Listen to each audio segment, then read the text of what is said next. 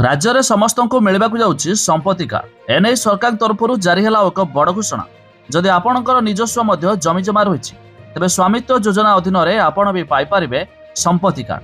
तेज संपत्ति कार्ड कौन रही अपडेट जहाँ विषय जाना शेष पर्यटन देखूँ ता पूर्व वीडियो को लाइक करूँ सब्सक्राइब करते सब्सक्राइब कर पाखर घंटी चिन्ह को दबाई दिंतु।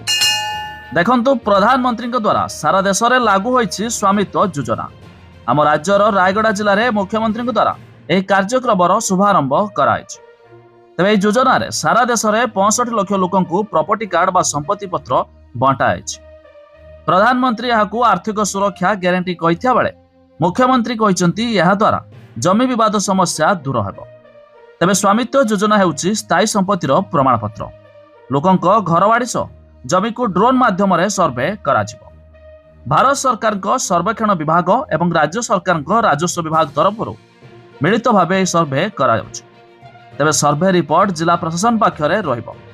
सर्वे रिपोर्ट पर सठिक आकलन करी प्रॉपर्टी कार्ड बा संपत्ति पत्र दियाजिबो। ओडिशार प्रथम पर्यायर 5टी जिला रायगड़ा, झारसुगुड़ा, गजपति, ढेंकानाल एवं नवरंगपुर जिले में यह योजना कार्यकारी होगाकू उद्यम होइछि। तेज यह सबु जिलार मोट 3039 ग्राम सर्वे चली। तेज रायगड़ा जिलार यह योजना शुभारंभ करी मुख्यमंत्री मोहन माझी 242 संपत्ति पत्र प्रदान करिसेंति। तेज स्वामित्व योजनार जमीर मालिकाना सत्व को प्रॉपर्टी कार्ड माध्यम दि जाउछि। प्रधानमंत्री कहते यह द्वारा ग्रामीण अर्थनीतिर विकास हो पारिबो।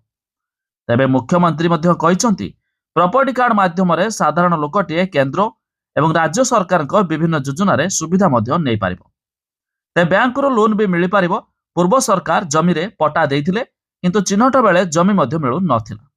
तेबे स्वामित्व योजना रे एही समस्या आदौ रहिबो नाही बोली मुख्यमंत्री कहिसेंति। तेबे राज्य रे खूब शीघ्र समस्त को मिलवाकू जाउछि स्वामित्व योजना अधीन रे संपत्ति कार्ड। तेबे एनै मध्य सरकार तरफ जारी हला बड़ अपडेट।